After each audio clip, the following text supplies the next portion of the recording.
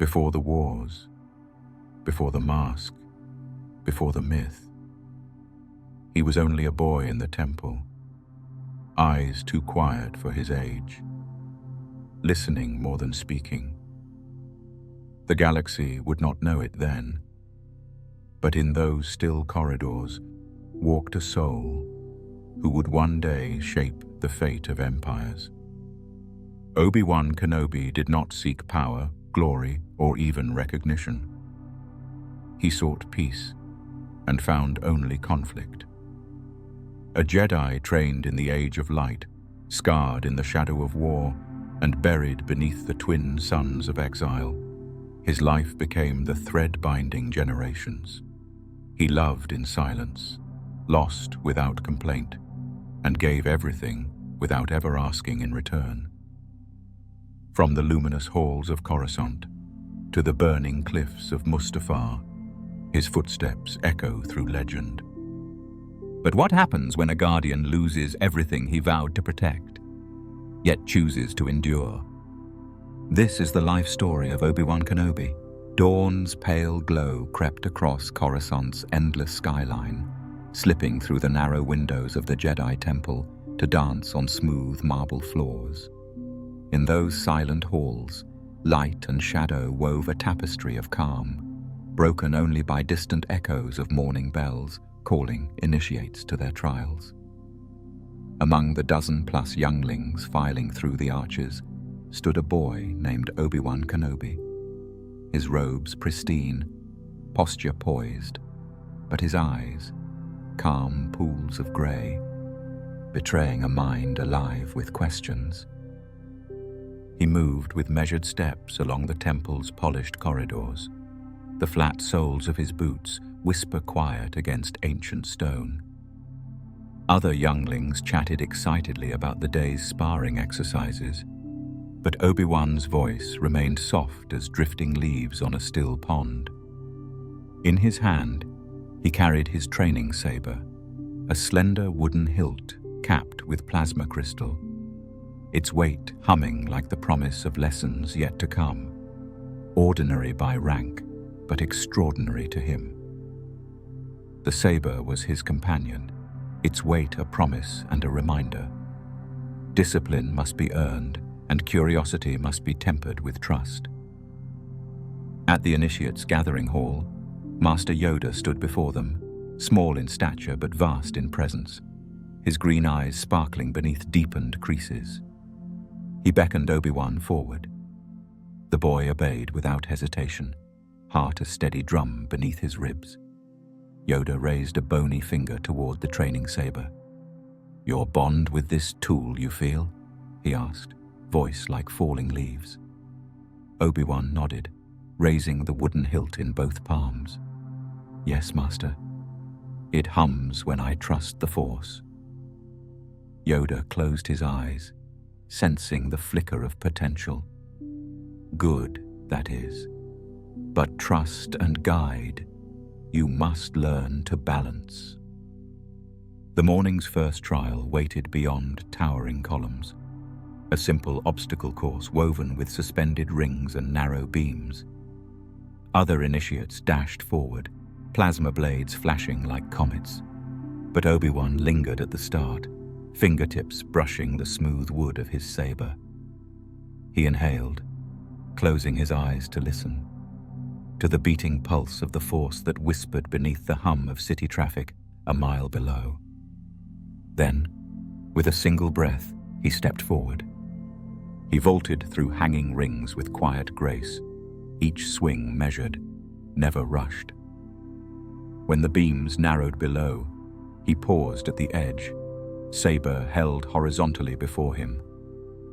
The crowd's chatter fell away. Only the Force remained. Obi-Wan tested his balance, shifting weight from heel to toe, as if guiding a raft across an unseen current.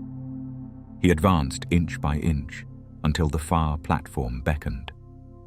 One final step, and the beam gave way beneath him. Yet he maintained perfect control, landing softly on the opposite deck. A ripple of approval rose from watching apprentices. In the sparring yard, Obi-Wan faced his first hollow sparring partner, a hologram of shifting shape, at times a Tusken warrior, at times a training droid. He ignited his saber with a smooth motion, the blade casting pale blue light like dawn's first breath. The holodroid lunged, spinning a metal staff. Obi-Wan parried, each clash ringing like a note in a symphony of balance. He countered with an arc of disciplined precision, guiding the hologram's energy off-center, never striking with unnecessary force. When the projection dissolved, he bowed his head to the field's master, not in triumph, but in gratitude for the lesson and for the dusty scent of temple incense woven through the dawn air. Between trials, he retreated to the temple archives, a vast chamber lined with holocrons and scrolls yellowed by time. Dust motes drifted in pools of sunlight as Obi-Wan pored over treatises on the living force. He read accounts of ancient Jedi who had walked between worlds of war and peace, who had learned that understanding often blossomed in stillness rather than storm. He hesitated over a worn volume recounting Master Qui-Gon Jinn's more unconventional methods, heart thrumming at each described moment of intuition over dogma. He gently closed the book, a silent vow forming in his chest, to honor both tradition and curiosity. At midday's zenith, the council chamber doors opened, summoning him to the grand hall. He entered beneath towering statues of past masters, icons of discipline, courage, and serenity. Here, the Order's history breathed through carved pillars and polished floors. Obi-Wan knelt before the assembled masters, saber held upright like a sentinel's vow. Mace Windu's stern gaze met his. Then Yoda's knowing smile shimmered through the gathering light. "Continue to seek balance, young one," Mace intoned. "But remember, the code guides you, yet the Force leads you." Obi-Wan bowed, words unspoken blooming in his heart. As afternoon shadows lengthened, Obi-Wan stood on a balcony overlooking Coruscant's glittering expanse. He cradled his training saber in both hands, its wooden hilt smooth beneath his fingertips. Below, speeder traffic wove between towers like shoals of glowing fish. He closed his eyes and felt the Force's tremor, gentle reminders of life's spark. He honored the day's lessons, discipline in form, curiosity in heart, patience in growth. Behind him, Master Yoda approached without sound. "Quiet flame, you are," the Master murmured. Obi-Wan opened his eyes. "I want to serve the Order, and yet feel more of the Force's flow," he confessed. Yoda nodded. "Guide you, it will. But look beyond what is taught. You must. If grow strong, you shall." He touched Obi-Wan's shoulder. "Now return, initiate, to train again. Who will kindle this ember's blaze? Time reveal, it will." Obi-Wan extinguished his saber's spark and slipped it into his belt. He descended the stairs, each footstep echoing with promise. The training saber at his side was no longer just wood and crystal. It had become the quiet flame of his potential, awaiting the guiding hand that would stoke it into light. He extinguished his saber's spark and slipped it into his belt. Who would dare guide this quiet ember into flame? A hush settled over the temple archives as Obi-Wan Kenobi slipped between towering holocron shelves, the glow of ancient Jedi teachings bathing his face in soft light. In his hand, he carried a fading data scroll, the brittle parchment etched with the initiate trial's final challenge. Each wrinkle and tear in its margins spoke of countless hopefuls who had stood where he now stood, fingertips trembling with anticipation. Yet for Obi-Wan, the scroll felt heavier than any saber. It was the measure of his worth to the Order. Discipline and duty urged him forward, but beneath those edicts stirred a hunger to ask, why, as often as how. The initiate trials tested body, mind, and spirit. Obi-Wan recited the Jedi code beneath his breath as he entered the sparring arena. There is no emotion, there is peace. His voice trailed off as he ignited his wooden training saber, its blue blade a pale promise. Across the floor, another initiate lunged at a holo droid, blade flashing like lightning. Obi-Wan advanced deliberately, every motion honed by hours of practice. When the droid lunged, he parried each clash, ringing like a note in a symphony of balance, as the tang of heated coolant stung his nostrils and sweat trickled down his back. The projection dissolved.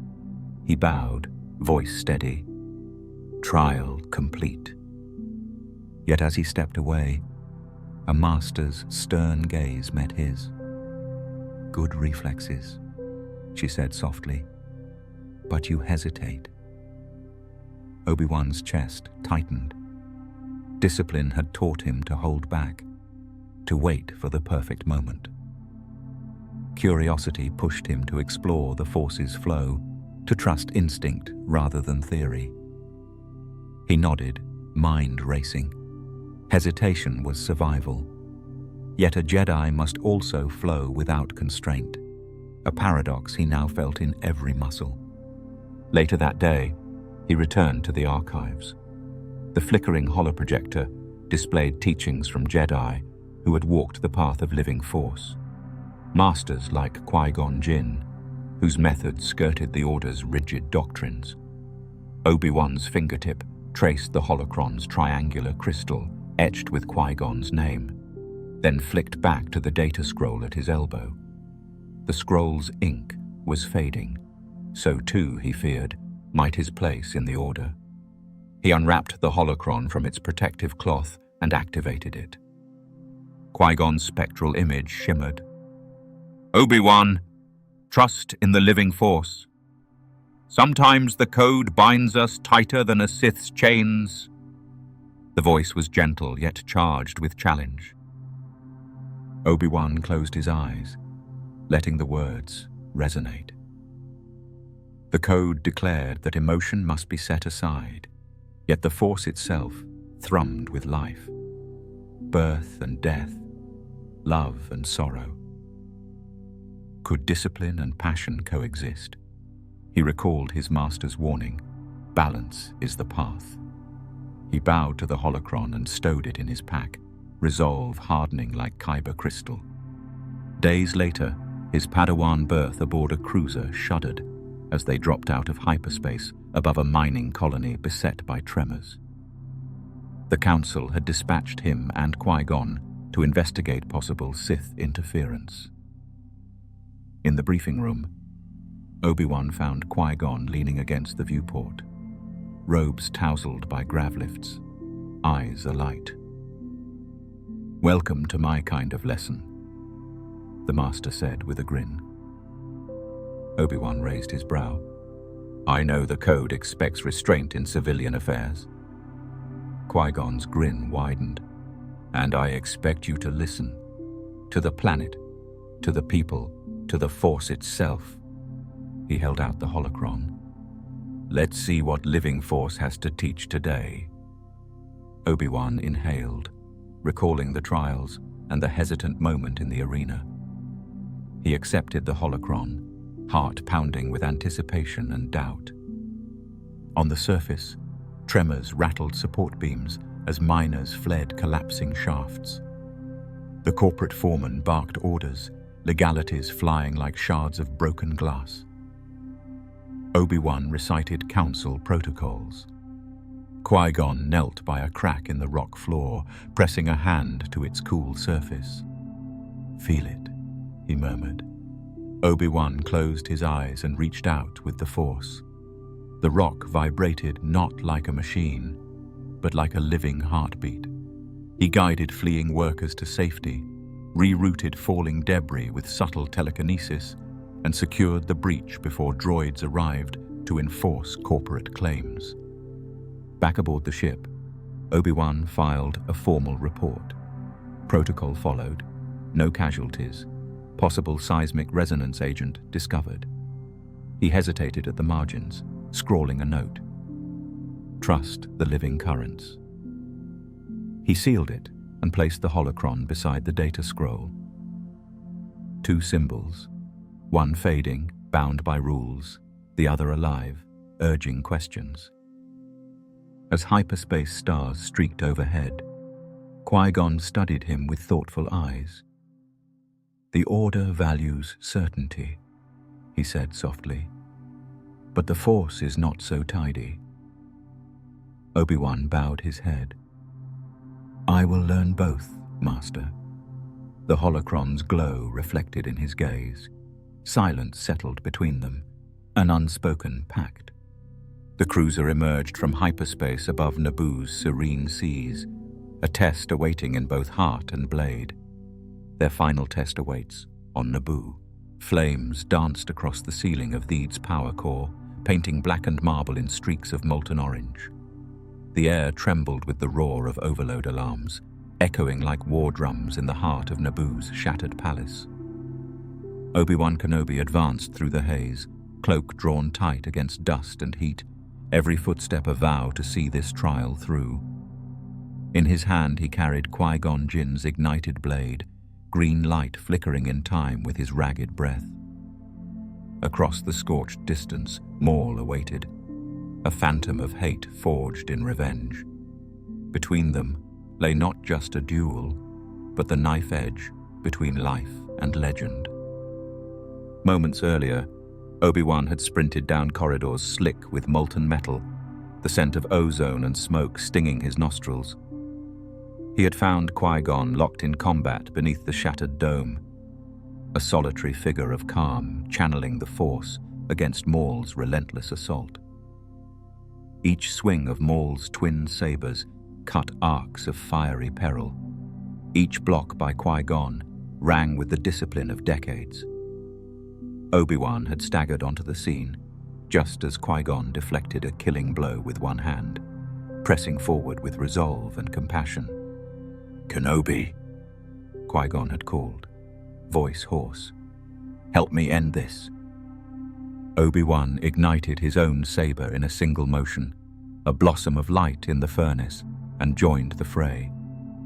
The two Jedi moved as one, green and blue blades carving patterns of hope in the shadow of dread.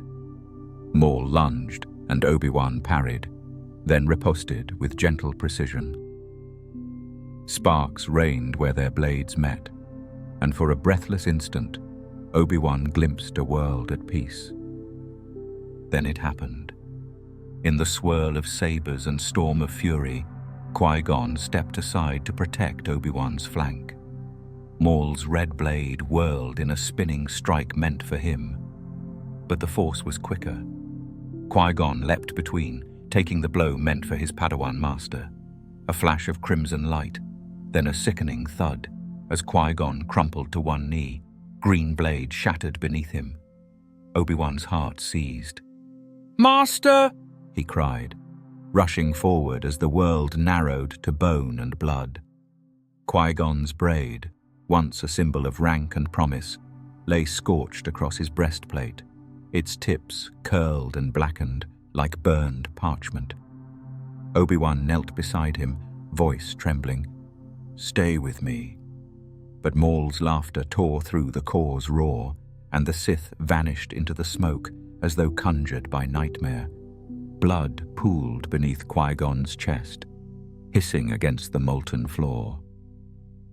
Obi-Wan's fingers hovered over a wound too deep to heal. The master he had revered, the one who had believed in him when no one else would, lay dying in his arms.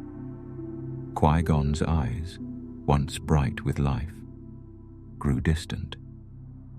"Obi-Wan," he whispered, voice a fading echo. Train him? He pointed weakly toward a young boy's name, unspoken, but understood. He is the chosen one. With that, the light went out. The core's alarms hit a fevered pitch as reactor conduits overloaded. Obi-Wan pressed his hand to Qui-Gon's chest, drawing on every shred of healing he could muster from the Force. Energy crackled in his fingertips, but the wound refused to close. He closed his eyes, mind racing with pain and guilt. He had failed his master. When he opened his eyes, cutlass of heat and fear at his back, Obi-Wan was alone. The courtyard beyond the palace gates lay in shambles, refugees scattering beneath the alien sky. Theed's mosaics were cracked, its fountains darkened. Obi-Wan's blade hummed softly in his hand, green light steady against the ruin. He rose slowly, the weight of loss anchoring his resolve. Word of Qui-Gon's death would shatter the Council's faith, Obi-Wan knew. He would return carrying more than grief. He would bear the mantle of a knight ordained in blood and fire. Theed's massacre demanded swift action. Reactor overload had to be halted before the palace collapsed, and Naboo's people needed hope. Obi-Wan found the main control dais, levers and consoles flickering red. He accessed the emergency overrides, sweat and ash clinging to his robes as he rerouted power and stabilized the core. The hum dulled, alarms stilled, and the palace shuddered no more. Clearing his throat, Obi-Wan blinked away tears and retrieved Qui-Gon's fallen braid. He knelt beneath the shattered throne, placing the scorched braid on the cold marble like a crown of sorrow. I will not fail, he vowed, voice trembling with determination. He stood and shut his eyes, reaching out to the Force. Qui-Gon's presence flickered like a candle's last flame, but in that light lay a promise. The Jedi Code, strict and unyielding, had guided him here. Qui-Gon's teachings, wild and living, had opened his heart. Now both must guide him forward. Across Theed's courtyards, Jedi and Naboo soldiers rallied under his command. Starfighters turned back droid cruisers overhead, and shields flared at the palace walls. In that moment, Obi-Wan Kenobi rose from apprentice to knight, forging his destiny in fire, grief, and promise. His first act as Jedi would be to carry his master's final wish, to train the boy Anakin Skywalker.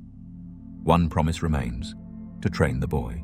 Dust motes danced in the afternoon light of the Jedi quarters, as Obi-Wan Kenobi knelt beside a cracked hollow projector, its shattered screen flickering blue-green lines across the walls.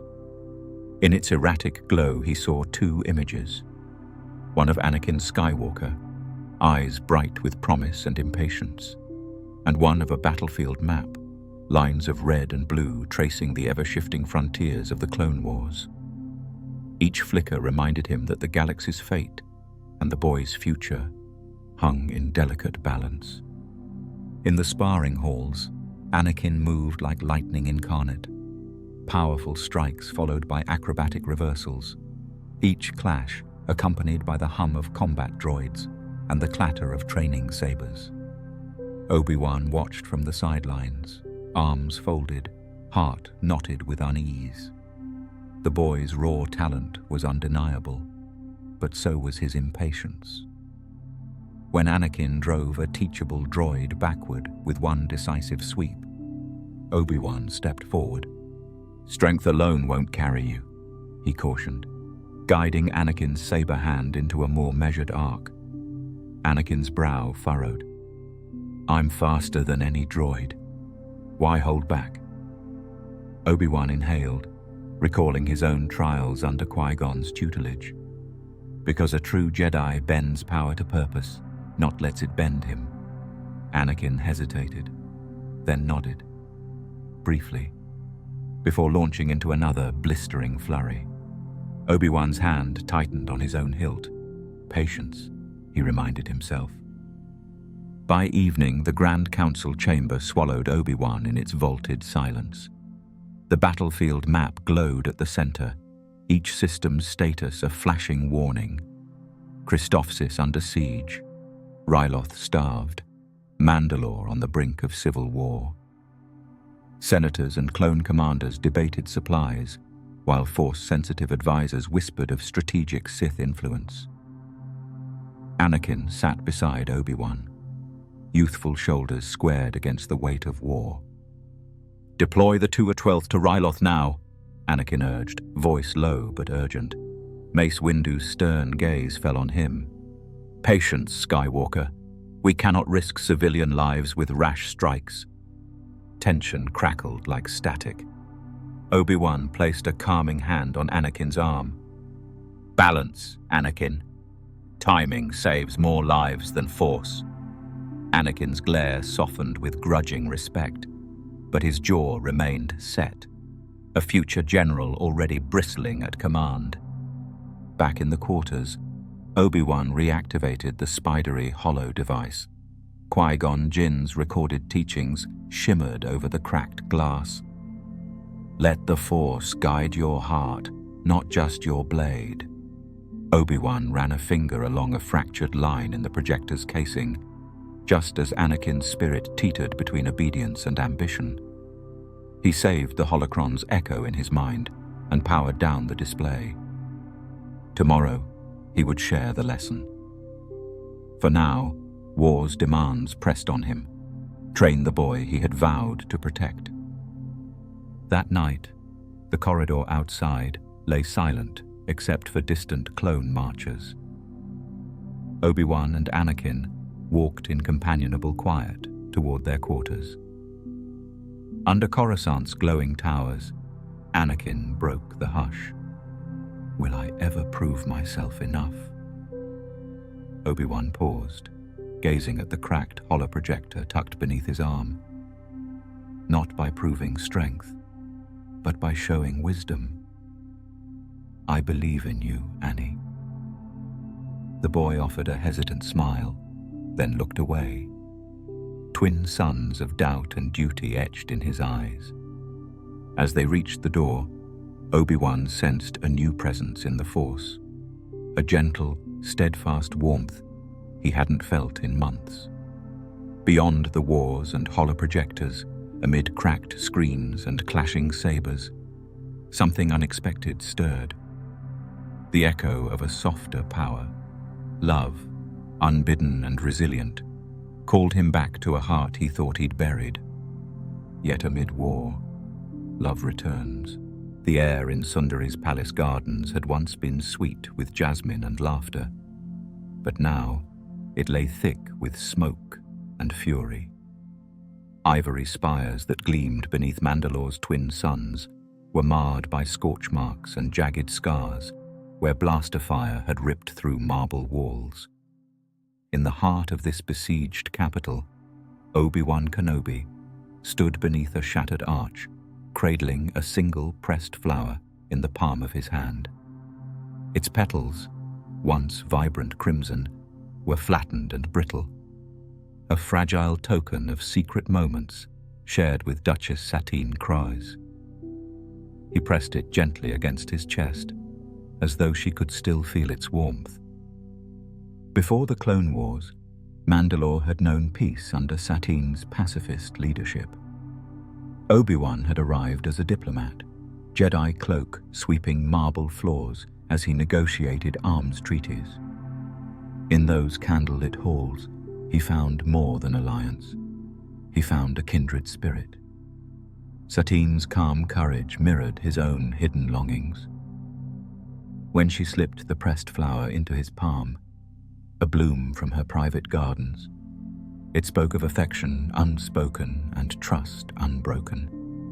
Yet their bond lay tangled in the Jedi Code's strictures. Attachment was forbidden. Duty demanded distance. Still, In hushed, moonlit corridors, Obi-Wan had brushed fingertips against Satine's, and in those stolen seconds, he learned the paradox of love and restraint. That fragile peace shattered when Maul returned like a vengeful ghost. Whispers of his presence had grown like poison on the wind, reports of carnage in shadowed alleys, the whine of his double-bladed saber in empty corridors. Obi-Wan's heart clenched each time the Force shivered with his enemy's hatred. When the palace alarm had sounded, he abandoned protocol. Cloak swirling, he raced through corridors stained with smoke. At the throne room's shattered doors, he found Satine surrounded by loyal guards, their armor dented, their faces grim. Maul stood opposite, crimson blades ignited in a cruel salute. The Duchess knelt by the fractured throne, pressing her flower to her breast like a lifeline. Maul's voice curled through the hall. "Kenobi, you took everything from me once.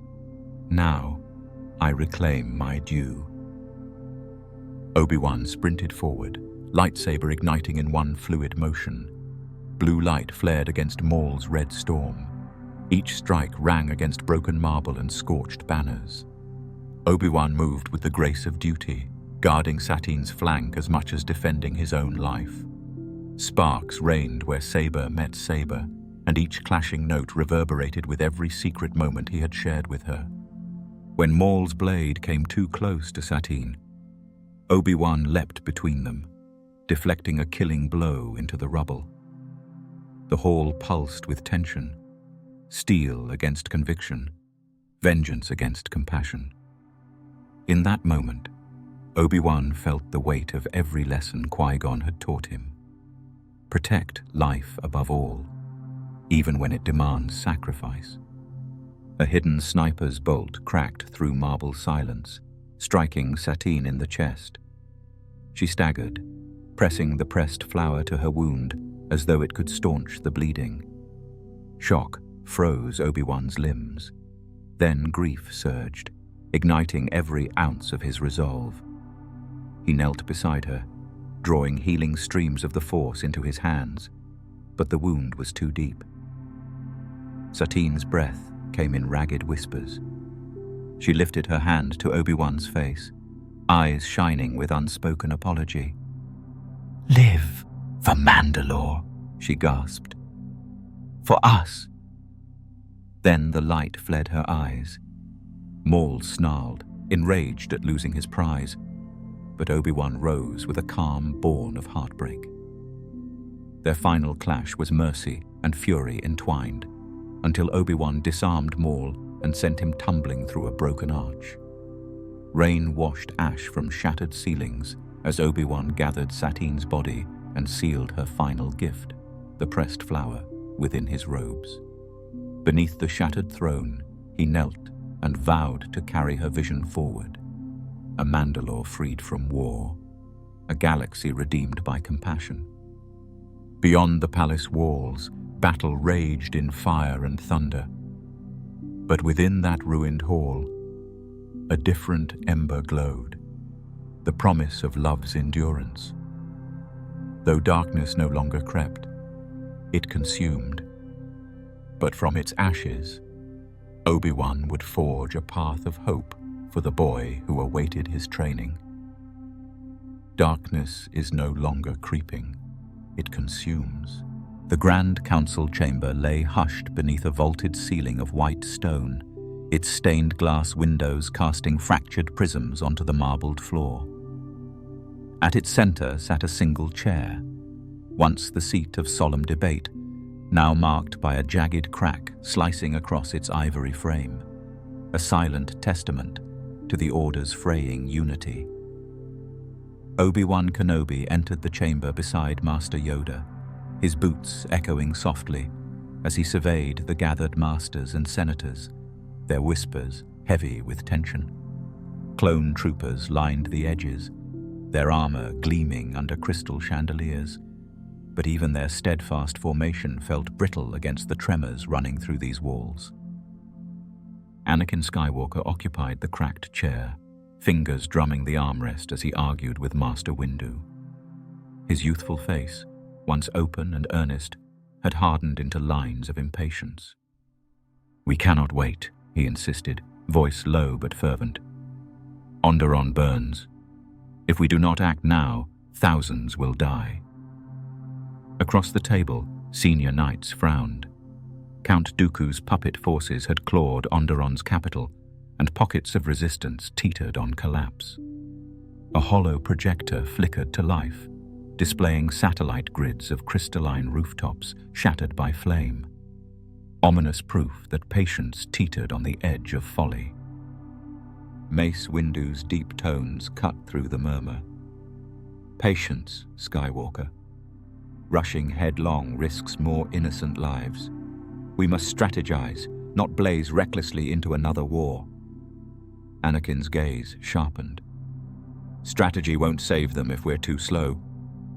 He stood, the cracked chair creaking beneath his weight.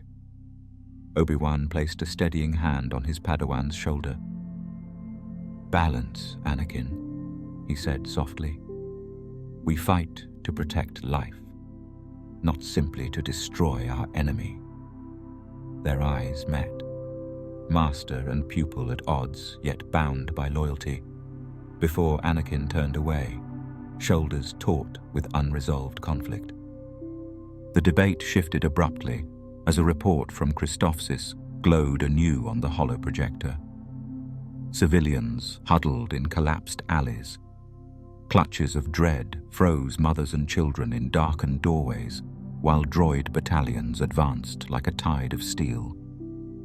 Senator Amidala's voice trembled when she spoke of unborn infants swallowed by the separatist blockade. Warm sympathy rippled through the room, but the imperious logic of war demanded choices. Obi-Wan rose, summoning discursive calm. "We mobilize one battalion to secure humanitarian corridors," he proposed, "while a secondary force disables the droid artillery." He laid out supply maps and drop points from his own command dossier, each destination marked in blue. Swift aid, but not a blind charge. Jedi Masters exchanged glances.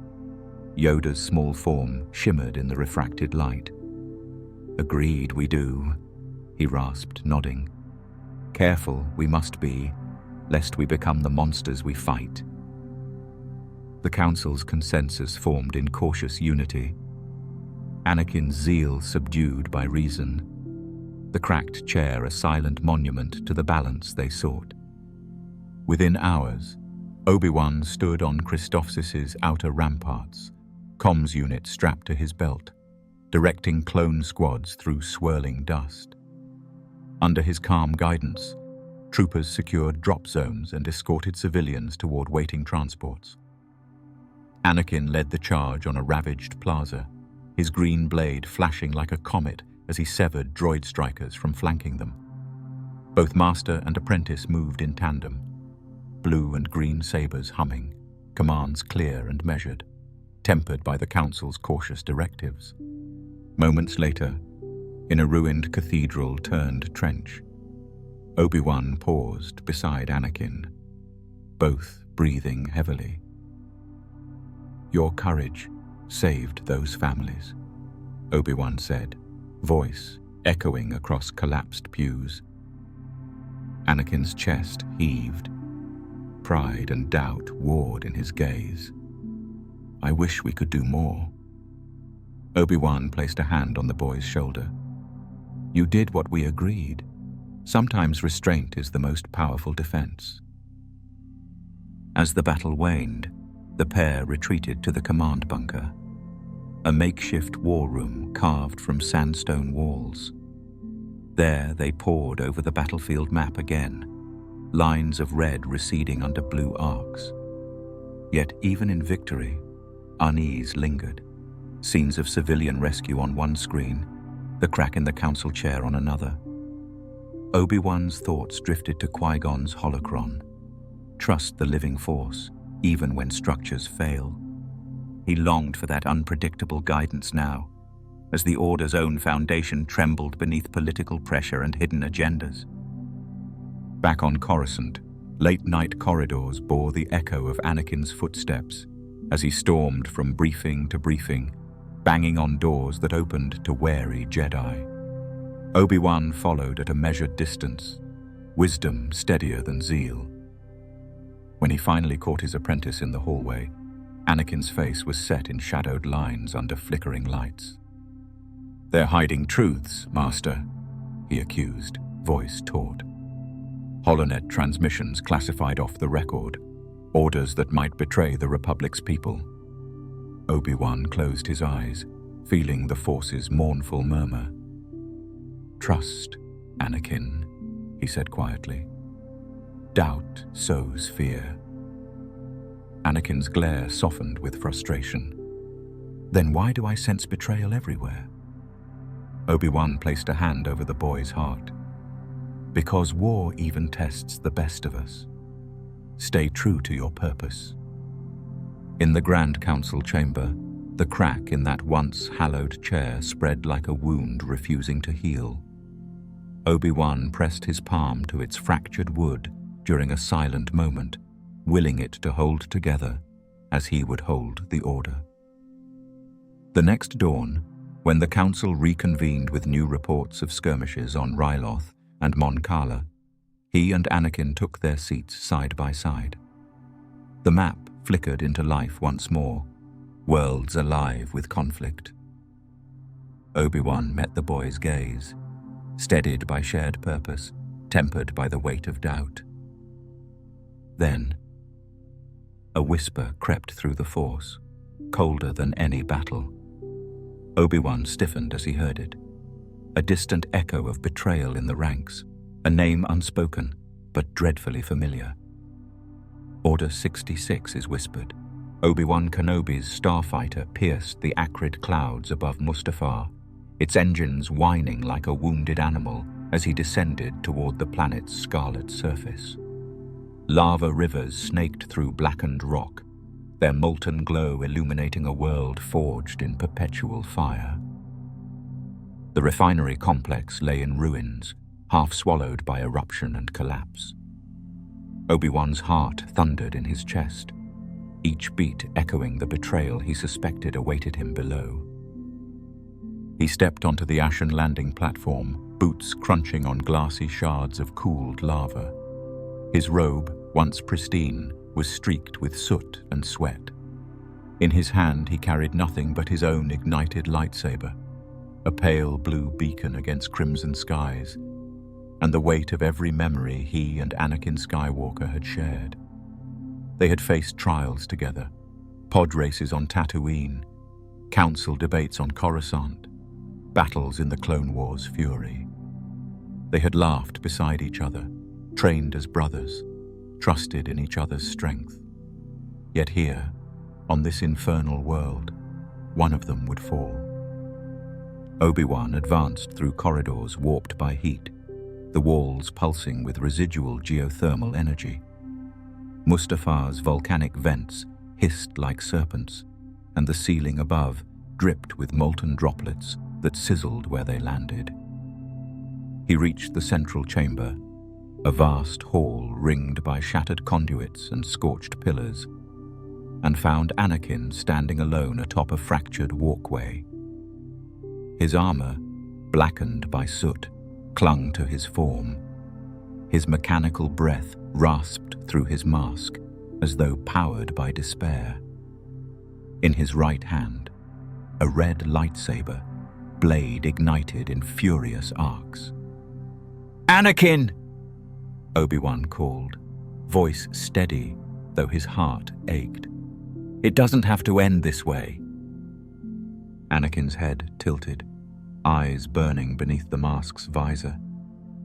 "It already has," he replied, voice cold as the lava below. "You were my brother, Obi-Wan. I loved you, but I see now, your loyalty was always to them, never to me." Each word landed like molten lead. Obi-Wan's chest tightened, memories flickered. Younglings sparring in the temple, Qui-Gon's gentle laughter, Padme's hopeful smile. He took a careful step forward. I loved you too, but I could not follow you into darkness. A harsh laugh rumbled through Anakin's chest plate. Darkness? You call this darkness? He gestured at the hellscape around them. I bring order, Kenobi. The Jedi cling to codes while the galaxy burns. I bring balance. He lunged, saber arcing in a crimson wave. Obi-Wan ignited his own blade in a soft hiss, pale light against red. Sparks flew as blue met red, each clash ringing like shattered glass. They danced on the walkway's edge, feet sliding on ash. Obi-Wan parried a flurry of strikes meant to sever limb and life. He countered with precise ripostes, guiding Anakin's momentum away, conserving the bond they once shared. Yet every strike rolled over him like a wave, each parry stained with regret. He whispered beneath the clash, "Anakin, remember who you are." But Anakin's fury drowned the plea. He unleashed a spinning attack that sent Obi-Wan stumbling across the walkway. The fractured crossbeam groaned beneath him. Obi-Wan steadied himself, forced calm in the face of pain. He recalled Qui-Gon's words, "Trust the living force." He centered himself, feeling the current beneath his feet, drawing strength from the very rock scorched by lava. He returned to the dance of blades. Their sabers carved fiery arcs in the smoke-choked air. Anakin pressed forward, each strike demanding submission. Obi-Wan retreated only as far as needed to launch a counter-strike that knocked the red blade from Anakin's hand. The hilt spun across the platform, dropping into a molten fissure below. Anakin drew a breath, mechanical and ragged, then met Obi-Wan's gaze. "It's too late," Anakin whispered, stepping back. "You were always holding me back." He reached into his belt, pulling hollow records from Palpatine, the orders that had seared his soul. "I did this for you, so you'd realize what the order cost us." Obi-Wan's heart constricted. The boy who once dreamed of heroism had become a vessel of rage. Anakin gripped a control lever, sending a blast of molten lava surging up the walkway. Obi-Wan slapped a manual override, diverting the flow, but the molten tide pressed closer. The heat seared his robes, scorching memories into his mind. He lunged to push Anakin away, blade slicing through the streaming rock. Anakin cried out, stumbling. For a fleeting moment, Obi-Wan thought Anakin would relent, would see the man beneath the mask. But the galaxy's demands roared in Anakin's ears. He plunged forward, twin blades igniting as he seized Obi-Wan's lightsaber. They clashed once more, blue and green and red colliding in a storm of raw emotion. Sparks rained like dying stars, and their blades sang a requiem for Brotherhood. Suddenly, the walkway fractured. Obi-Wan leapt to safety. Anakin slipped, catching on a jagged edge. He hung momentarily, eyes wide beneath his mask. "Obi-Wan," he gasped. The furnace roar thundered beneath them. Obi-Wan extended a hand. "Come back, Anakin. I won't leave you." Anakin's fingers twitched. For a heartbeat, hope glimmered in his eyes. Then he shook his head. "I have to finish this," he whispered. His gleaming eyes locked on the depths. With a final anguished cry, he released his grip and fell into the molten river below. Obi-Wan's scream swallowed the roar of lava. He knelt at the fissure's edge, cradling the fallen lightsaber, its blade extinguished, its hilt scorched. He pressed the hilt to his chest, sobbing as the last ember of his brother drifted into the fire. The refinery trembled around him. He rose on aching legs, heart shattered like the broken platform beneath his feet. He ignited his own saber one last time, green light against ember glow, and guided himself through collapsing corridors. Each step carried him away from the infernal depths, but also farther from the bond he had cherished. The refinery's alarms faded in the distance, replaced by the silent echo of grief. Outside, his starfighter's engines flared to life. Mustafar's sky blazed as he took off, leaving behind fire and loss. He whispered into the Force, voice small against the furnace winds. From Brotherhood to isolation. From Brotherhood to isolation. The twin moons hung low in Tatooine's sky, pale lanterns drifting above a sea of dunes. Obi-Wan Kenobi rose from the entrance of a collapsed rock cavern, his satchel slung across his shoulder, the canvas frayed and seams worn from months of life on the run. Inside, dried rations lay next to a water canister and a strip of cloth that once wrapped Qui-Gon's holocron. More precious than any tool, the satchel carried memories, echoes of laughter lost, promises broken, and a mission to protect a boy whose name he whispered in dreams. He adjusted the straps and stepped onto the wind-sculpted sands. Every footfall stirred grit beneath his boots, a reminder that even here, in the desert silence, the Force pulsed with life. Tatooine was a world of extremes, blistering days, freezing nights, hidden dangers beneath its dunes, and Obi-Wan had learned to blend into its rhythms. He traced a path toward the moisture vaporators in the distance, where the Lars family's homestead nestled among Jundland ridges. He watched the twin vaporators hum and hiss, coaxing dew from empty air. In their quiet persistence, he saw a reflection of his own survival, drawing hope from the void. By dusk, he settled among the vaporators' shadows, unpacking a small bowl of neti pods, an alien snack he had grown fond of. As he ate, he surveyed the machinery, pistons pumping droplets through coils, sensors flickering with moisture readings. He recalled temple archives, where masters had explained harmony between force and environment. Here, machinery mimicked the living force, subtle balance, patient extraction, life coaxed from scarcity. He traced those principles as he sipped water, imagining how Luke might one day learn to find sustenance in harsh worlds. Night fell, and Tatooine's chill replaced the day's heat. Obi-Wan unrolled a thin blanket beneath a gnarled tree, its roots drinking from a secret spring. From his satchel he withdrew a small, shattered mirror, its glass splintered like a fractured soul. He pressed a finger to a shard, fingertips catching the moonlight. In its cracks, he saw fragments of himself, the eager temple initiate, the hopeful apprentice, the grieving exile. He closed his eyes and let the Force's currents carry him inward, each memory a whisper on the wind.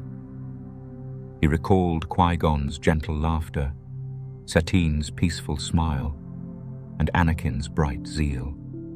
The mirror's shards reflected those ghosts, overlapping in dizzying patterns: hope and guilt, love and loss, duty and despair. Powerless to change the past, Obi-Wan surrendered to the Force's embrace. He felt the desert around him, the burrow of a sand lizard, the rustle of a nocturnal creature, and even Luke's distant presence, sleeping under the Lars roof, his Force signature faint but steady. Love pierced the isolation. He was not hiding for its own sake, but to protect this fragile spark. When meditation released him, he packed the mirror shard away and slung his satchel over one shoulder. Tomorrow he would visit the next settlement, Anchorhead, maybe Mos Eisley, to trade information for supplies. Each village offered essentials: water skins, rations, fuel, But disguised beneath transactions lay a darker truth. Spies and bounty hunters lurked in every crowd, drawn by rumors of the last Jedi. His face was rarely seen, his presence only a whisper in the dunes. Yet the desert's quiet never lasted. 2 weeks later, just before dawn, Obi-Wan found himself skirting Tusken Raider hunting grounds near Anchorhead. He carried a datapad fragment detailing Imperial patrol routes, scrawled in haste, and traded it to a slum trader for fresh water skins. No thanks, no questions. As he turned to leave, 2 figures slithered from the dunes, rifles raised. "Jedi!" one hissed, voice ragged with fear and conviction. "We know you're here." Without hesitation, Obi-Wan set down the satchel and ignited his lightsaber. Its soft blue glow cast long shadows across the sand. The trackers faltered, caught between dread and recognition. They lunged with crude vibroblades, but Obi-Wan moved with the precision of decades, deflecting, disarming, restraining, all without lethal force. Sparks flew like golden stars in the moonlight as he guided them down. He deactivated his saber and sighed. "I wish you no harm," he said quietly. "I stand for peace." Shaken, they stumbled back into the dunes, leaving behind a battered pauldron as proof of his mercy. Obi-Wan retrieved his satchel, now heavier with the weight of being hunted, and resumed his solitary trek. The desert fell silent once more, but beneath its hush lurked unseen eyes. Each step reminded him that exile was tenuous, safety an illusion. Yet he pressed on, guided by duty and the memory of promises he had made. By nightfall, he discovered a hidden oasis, stars glinting overhead. Date palms sheltered a spring, and he set his camp at their roots. He unpacked dried yams and sipped sweet water as the moons rose, twin guardians of solitude. In that hush, he allowed himself gratitude for water, for fleeting peace, for purpose that fueled his journey. He arranged his satchel and mirror shard beside his blanket. Tools for survival, symbols of guilt and resolve. As he drifted into restless sleep under the palms, the desert wind whispered across the dunes. His satchel lay at his side, worn leather murmuring of obligations kept and promises living. Exile would never truly free him from the past, but each dawn he would rise and walk the dunes again, safeguarding hope's fragile flame. The hunt begins. Obi-Wan Kenobi crept through the labyrinthine corridors of Fortress Inquisitorius, every step muffled by the polished metal floor panels. The stark white walls glowed under harsh fluorescent lights, casting long shadows that seemed to slither in the corners of his vision. In his hand, he carried not his own blade, but a lightsaber newly ignited, its twin blue beams flaring into existence like hope reborn. This reawakened saber, humming softly, was more than a weapon. It was a promise that he would not abandon the innocent to the Empire's grasp. Deep within the fortress, a child's scream cut the sterile hush. Through a narrow viewport, Obi-Wan glimpsed stormtroopers herding captive prisoners, among them Princess Leia Organa, her black hair tied back, eyes blazing with defiance even as she stood bound before metal bars. Her posture was straight despite fear, and her chin lifted as though daring anyone to break her will. Across the hall, Sith Inquisitor Reva paced like a coiled predator, her angular armor dark as a quarry's shadow. One pale eye, the other hidden by a mask, flicked from Leia to the thin sliver of corridor where Obi-Wan crouched. Reva's double-bladed saber ignited in a crimson arc that painted the walls in blood-red light. "You shouldn't have come, Kenobi," she sneered, voice like ice scraping metal. This girl carries the spark of rebellion. She belongs to the fires of the Empire now. Her gaze turned to Leia. She will break, Reva promised, each word a blade's edge, and you will witness her despair. Obi-Wan rose, the blue of his saber a soft counterpoint to the red. You underestimate her spirit, he replied quietly, voice steady as a mountain's core. He took a single step forward, sabers humming in readiness. At once, 2 stormtroopers wheeled and fired, blaster bolts screaming through the hallway. Obi-Wan swept low, deflecting 3 with a graceful arc. The 4th bolt splintered harmlessly into the ceiling. With measured precision, he advanced, striking down their weapons in a single fluid movement. They collapsed silently, disarmed and unconscious. Leia watched, relief mingling with awe, as Obi-Wan deactivated his saber. She took a hesitant step toward him, but Reva was already advancing, crimson edge flashing. You cannot save her, Reva taunted, and lunged. Blue and red blades met in a shower of sparks. Reva attacked with ruthless speed, each strike aimed to disable, to humiliate. Obi-Wan's parries were calm counters, born of years of honed discipline. He felt the Force surge through him, guiding his blade to shield Leia rather than kill the Inquisitor. Each clash echoed through the corridor like thunder, the hum of sabers, a song of light against darkness.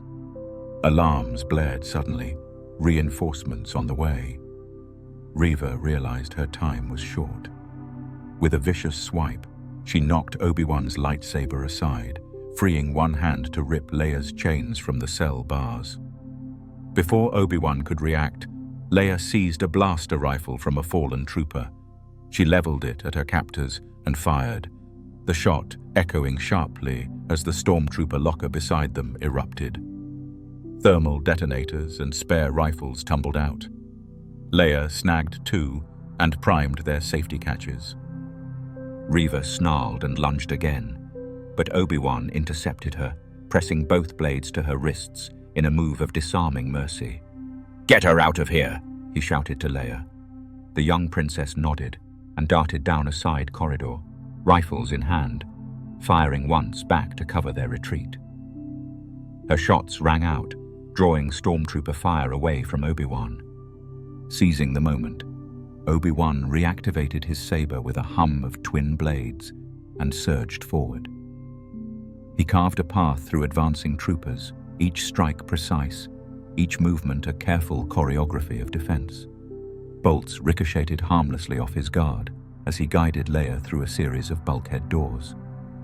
Behind them, Reva recovered her saber with a snarl and gave chase, but the corridor exploded in flame as Leia's timed thermal detonators detonated, sealing Reva in a wall of collapsing metal. Obi-Wan and Leia slipped through the smoking doorway into a maze of service tunnels where dim red lights revealed dusty catwalks and exposed conduits. Leia moved with surprising agility, guiding her rescuer by instinct more than direction. Obi-Wan followed, pressing his reawakened saber at his side, every sense attuned to her fear and determination. They emerged into a cavernous hangar where a solitary shuttle sat hidden beneath a stack of rusted crates. Leia darted ahead, sliding into the cockpit. Obi-Wan stood at the entrance, his blade ignited in a silent sentinel's vigil. Behind him, the howl of stormtroopers echoed off corrugated metal. He inhaled, feeling the Force's current sharpen around him, and deactivated his saber. Princess Leia emerged with a blaster in each hand, eyes bright with triumph. "They're not going to stop us," she whispered, voice trembling but fierce. Obi-Wan offered her a nod and guided her aboard. The latch sealed. Engines roared. As the shuttle rose, he caught one last glimpse of the fortress's obsidian towers, silent sentinels that had yielded to a single act of defiance. One final duel, one final wound. Moonlight draped the rocky canyon in silver as Obi-Wan Kenobi stepped into its stillness. The cracked helmet of Anakin Skywalker cradled in his hands like a brittle relic. The cold night air carried the scent of ash and distant storms, and beneath the twin moons, the lava-scorched ground seemed to breathe beneath Obi-Wan's boots. He knelt on a flat rock overlooking a river of glowing embers, the fractured visor reflecting the molten ribbon far below. Once this helmet had housed the spirit of his brother, the boy he had taught and loved. Now it was a broken mask, a testament to promises shattered by war and betrayal. He closed his eyes and felt the canyon's heartbeat in the Force. Slow, mournful, as though the land itself grieved the conflict it had wrought. Obi-Wan recalled their first encounter on Mustafar. Anakin's bright face alight with ambition, the shared laughter as they trained beneath Qui-Gon's terse guidance. He remembered the boy's fierce loyalty, the way he had once thrown himself into battle to protect Obi-Wan without hesitation. Those memories came as ghostly whispers in the night, urging him to find peace within the scars of the past. Drawing a steady breath, Obi-Wan set the helmet on the rock and activated his lightsaber.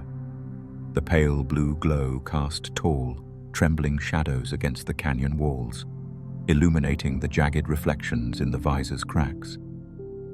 He ignited the blade beside the discarded helmet, its hum echoing like an echo of Anakin's former laughter. With deliberate calm, he traced gentle arcs in the air above the broken mask. Each movement a silent prayer for redemption and forgiveness. "Anakin," he whispered into the empty night, voice soft as desert wind. "You were the chosen one, born to bring balance, yet lost to the darkness." The words trembled on his lips, laden with unspoken regret. He envisioned Anakin's repentance in those final moments, when Vader had sacrificed himself to save Luke, flickering between machine and man. In that act of defiance against the Emperor, Anakin had reclaimed the light for a heartbeat, proof that the boy of Tatooine still lived within the Sith Lord's steel form. Obi-Wan lifted the shattered helmet and pressed it to his chest, as though seeking a heartbeat beneath the cold metal. Memories flooded him. The fall through Mustafar's fracture, the horrifying moment when he severed Anakin's arm, the anguished plea that followed. He had watched his brother's body vanish into the lava while he himself staggered away, broken in body and spirit. The Force had guided him back to exile, but his heart had remained chained to guilt and sorrow. He knelt and set the helmet gently upon the rock, then knelt lower, pressing both hands to the earth. He reached outward in the Force, weaving compassion into the canyon's currents.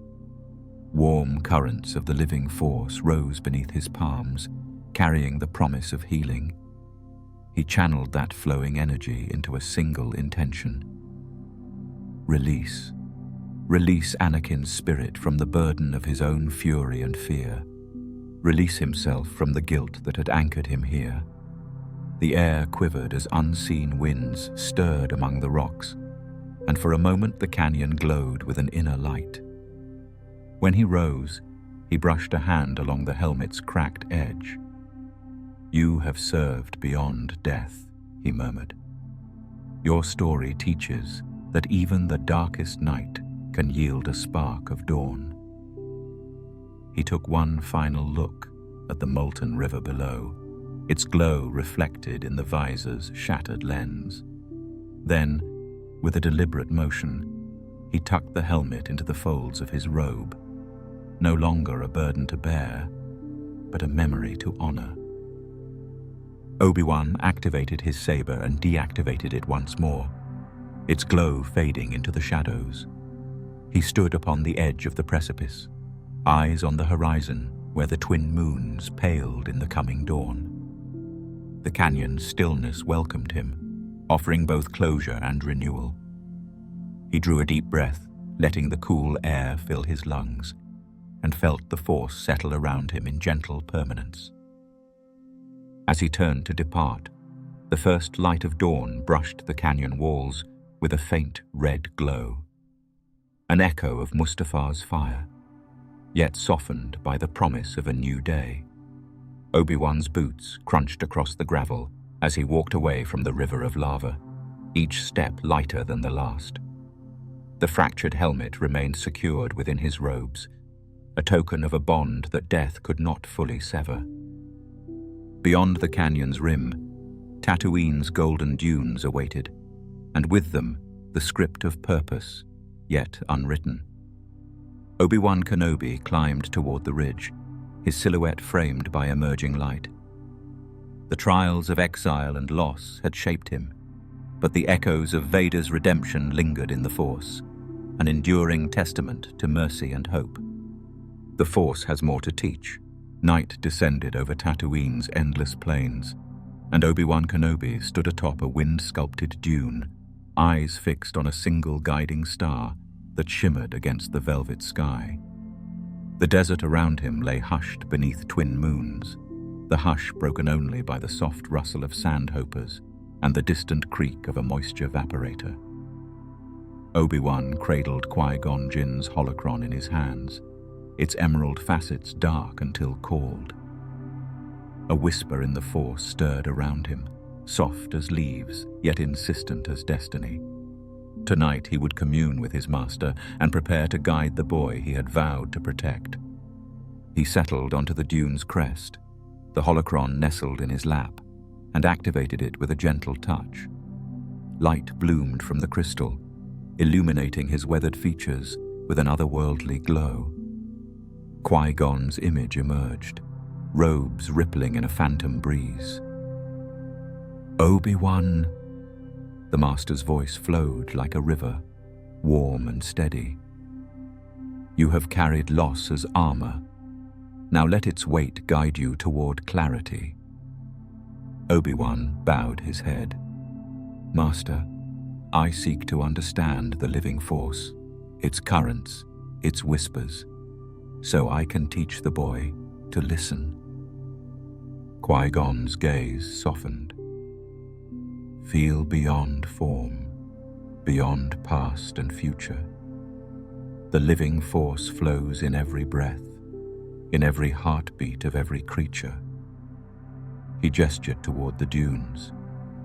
"Open yourself to this world's voice."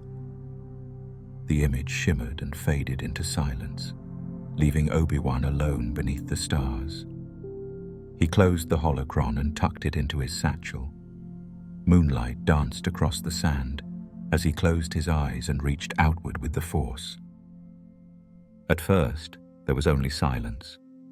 Then, almost imperceptibly, a breeze stirred at his shoulder, a sigh of air through sparse scrub.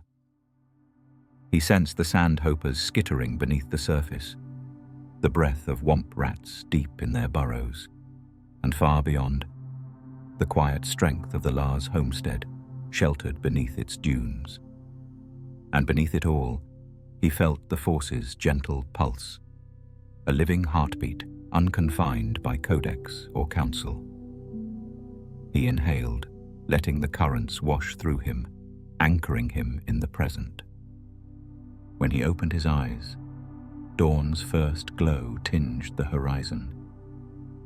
He packed his satchel and began the trek toward the Lars homestead, every footfall guided by the Force's whisper. Along the way, he paused by a lone desert rose clinging to life amid rocks. He pressed a hand against its petals, feeling warmth despite cold dawn air. A smile flickered across his face.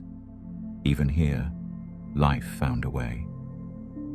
By midday, moisture farmers cleared vaporator filters while Luke Skywalker labored beside them, learning the rhythms of survival. Obi-Wan watched from the shadows, letting the boy's steady toil remind him of small wonders. Yet today, Obi-Wan carried more than lessons in patience. He carried the living force's lesson for a new generation, unbound by dogma. When the twin suns sank beneath the dunes, Obi-Wan departed for Dagobah, guided by a tattered star chart and instinct honed by the Force. The swamp world emerged from hyperspace like a green dream. Thick fog rolled over black waters, and twisted roots loomed like ancient sentinels. He landed on a lifeless ridge and stepped into the mist, the holocron under his robes and the memory of Qui-Gon's whisper in his mind. Dagobah's fog embraced him, swirling around boots that sank into sodden earth. The living force pulsed here with primeval power. Croaking amphibians, the hiss of unseen creatures, sap rising through gnarled trees. Obi-Wan closed his eyes, reaching outward once more. Gone were Tatooine's stark horizons. Here was a living tapestry of growth and decay entwined. He remembered Qui-Gon's words.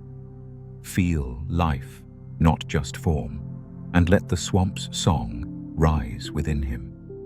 Farther into the swamp, guided by subtle tugs in the Force, he found the ancient Jedi training site, an area clear of foliage, stones worn by countless seekers. He set the holocron on a mossy stump and activated it. Qui-Gon's image appeared with the same calm smile. Obi-Wan, this place taught me the living force's humility. That wisdom often grows in stillness. Obi-Wan nodded, voice soft. Master, I wish to become more than a guardian in exile. I wish to teach the Force as you taught me. Qui-Gon's form shimmered. Then let the swamp be your teacher now. Meditate on the living currents, life's ebb and flow without judgment. He faded, leaving Obi-Wan alone with the mist. The night deepened, and Obi-Wan closed his eyes to blend with Dagobah's breathing wilds.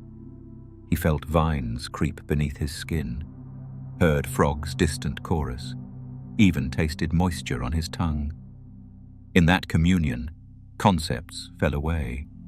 Rules, regrets, the weight of past choices. He simply was. When he opened his eyes, the holocron lay dark, and the swamp's lesson settled in his bones. He gathered it, stored it carefully, and ignited his saber to light a narrow path through the fog. Each step echoed faith renewed. He paused at the threshold between swamp and sky, sensing a final whisper in the Force, Luke's presence calling him home. He departed Dagobah aboard a battered freighter, the stars streaking into light trails. His mind replayed Qui-Gon's teachings, the swamp's rhythms, Tatooine's dunes. He carried the living force's song in every breath and every step. Tomorrow, he would stand beside Luke, guiding the boy to listen, to the wind, to the water's hum, to the whisper of new beginnings. Destiny calls from beyond the dunes. Morning's first glow spilled over the Lars homestead, painting the clifftop in rose and gold. Obi-Wan Kenobi stood at the edge, cradling a small carved starfighter in his hands. Its wooden wings, worn smooth by countless rehearsals, bore the scrape of Luke's eager fingers. That toy, once a lesson in patience and wonder, had become a symbol of promise carried across the galaxy. Below, moisture vaporators hissed, but Obi-Wan's attention lay beyond Tatooine's dunes, on the countless lives his own life's path would shape. He recalled the lonely nights in exile, the crashed mirrors shards of memory, the nights on Dagobah, and the glowing embers of sacrifice aboard the Death Star. Each moment, from friendly sparring in the temple to the heart-wrenching duel on Mustafar, had forged a legacy of endurance. He tucked the starfighter beneath his robe and turned his gaze to the horizon. where twin suns would soon rise again. But his work was not done. Weeks later, aboard a stolen rebel transport, Obi-Wan navigated the Death Star's sterile corridors one last time. Echoes of his final sacrifice, his vanishing act before Leia, the empty robe drifting on the floor, haunted those halls. He passed cells once filled with terrified captives and reactivated holoprojectors where plans for freedom still shimmered in Leia's hands. Each empty corridor resonated with ghosts. Fallen Jedi, hopeful rebels, the spark of hope he had ignited before stepping into legend. In the rebellion's hidden base, candles burned steady in a quiet shrine. Rebels stopped to bow before holograms of Jedi. Yoda, Qui-Gon, and above all, Kenobi's own humble visage. They placed the carved starfighter atop the altar, alongside an empty robe folded with reverence. Each vigil carried the same prayer. May his example guide us. Obi-Wan watched through the Force as pilots whispered his name before battle, as medics tended wounds in his spirit's stead, as apprentices, new Jedi, lit their own candles and swore to uphold the code he embodied.